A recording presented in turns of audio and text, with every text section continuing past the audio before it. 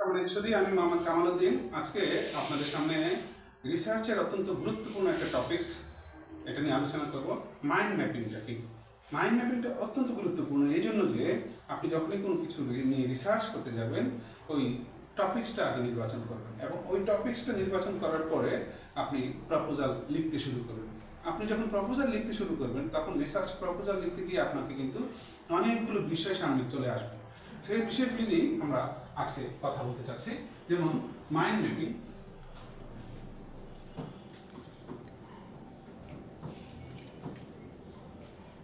Mind mapping, এই mind mapping এ কি আসবে? আসলে মাইন্ড ম্যাপিং এ যখন আমরা যাচ্ছি তখন দেখবো আমি রিসার্চের আর্টিকেলটা কি, আমি এই রিসার্চ আর্টিকেলটা ডাউনলোড করব। আমি যে আমি টপিকসটা নির্বাচন করব, এই টপিকসের আগে কি কি রিসার্চ হয়েছে ওই রিসার্চের আর্টিকেলগুলি আমি ডাউনলোড করব বিভিন্ন সাইট থেকে, গুগল স্কলার,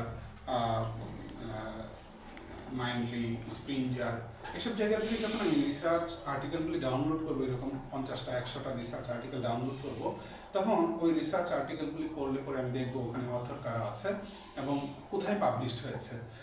এই জিনিসগুলি আমি একটা নির্দিষ্ট ছকে নিয়ে আসবো। ওখানে রিসার্চ গ্যাপ কি ছিল, ওখানে রিসার্চ ফাইন্ডিংস কি ছিল, ওখানে ভেরিয়েবলসগুলি কি ছিল। তো এই জিনিসগুলি আসলে এই রিসার্চ আর্টিকেলে থাকবে। রিসার্চ আর্টিকেলে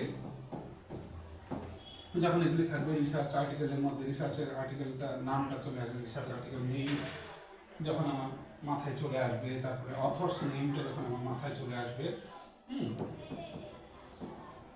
অথর্স নেম চলে আসবে, ঠিক আছে, তারপরে রিসার্চ গ্যাপ চলে আসবে, ঠিক আছে, রিসার্চ গ্যাপটা চলে আসবে। আমরা এটাকে ছোট করে দিই একটু, এটা একটু ছোট করে দিই, ঠিক আছে। রিসার্চ গ্যাপ যখন চলে আসবে তখন তারপরে রিসার্চ আসেনি, আচ্ছা, রিসার্চ গ্যাপ, তারপরে রিসার্চ ফাইন্ডিংস, এই বিষয়গুলি যখন চলে আসবে, রিসার্চ মেথোডোলজি,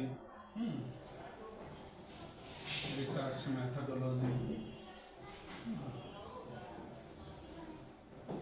রিসার্চ ভেরিয়েবলস, এই জিনিসগুলি অত্যন্ত গুরুত্বপূর্ণ জিনিস। এই জিনিসগুলি যখন চলে আসবে, আপনার মাথায় চলে আসবে, তখন রিসার্চ করাটা আপনার জন্য খুব ইজি হয়ে যাবে। এই জন্য মাইন্ড ম্যাপিংটা অত্যন্ত গুরুত্বপূর্ণ। আজকে আমরা সংক্ষিপ্ত আকারে শুধুমাত্র এইটুকুই আলোচনা করলাম। মাইন্ড